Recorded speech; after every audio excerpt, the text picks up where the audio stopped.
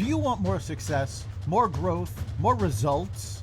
Then it's time for the Boundless Success Accelerator from the Modern Observer Group. This isn't your average coaching program. It's where top performers come to dominate. Weekly group sessions, on-demand coaching, a community that's got your back, and a power-packed library of tools to supercharge your business and career. No more excuses, no more waiting. Get in, level up, and start building the life you've been dreaming about.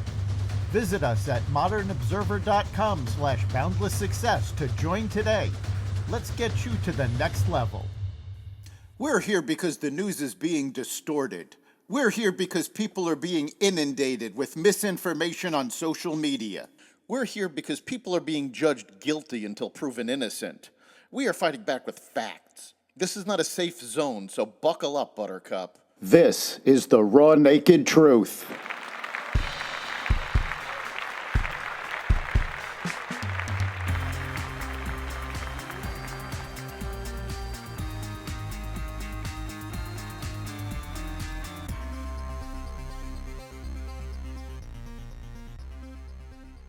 Democrats indicate they will vote to keep the government open.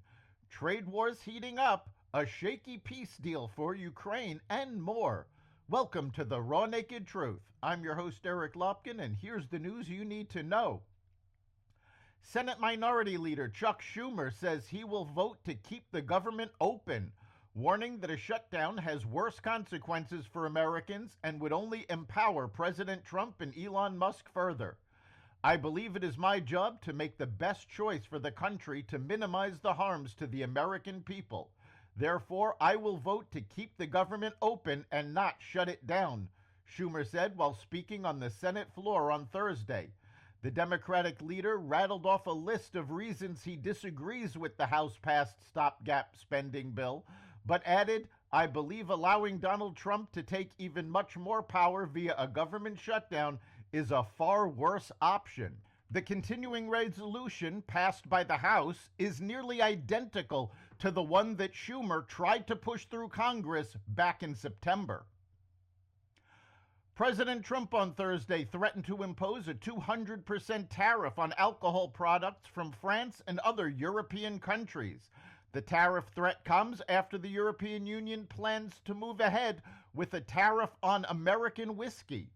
If this tariff is not removed immediately, the U.S. will shortly place a 200% tariff on all wines, champagnes, and alcoholic products coming out of France and other EU-represented countries. This will be great for the wine and champagne business in the U.S., Trump said in a post on Truth Social.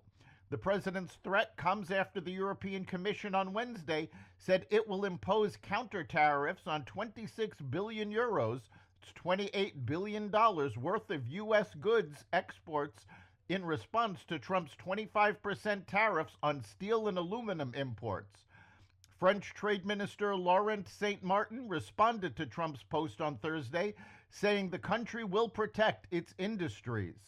Currently, the United States does not import steel or aluminum from the EU, and thus the EU would have been immune from those tariffs. The Israeli Defense Forces said on Wednesday that Hamas sent a 4-year-old Palestinian boy to one of its outposts. The IDF says it returned the toddler to Gaza in coordination with international organizations.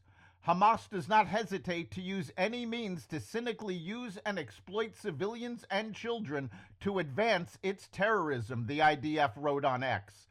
The child allegedly told IDF soldiers that Hamas sent him, but Israel did not provide information on how the boy knew the terrorist organization sent him there. Russian leader Vladimir Putin was unclear on if he would accept the terms of a U.S.-backed ceasefire in Ukraine. Putin claimed he supports the idea of a ceasefire, but said there are still questions to be answered, appearing to reject an immediate end to the fighting. The proposal, which Russian officials allege would give Ukraine time to regroup, would see all military activities cease for at least 30 days while prisoners were exchanged and civilian detainees released.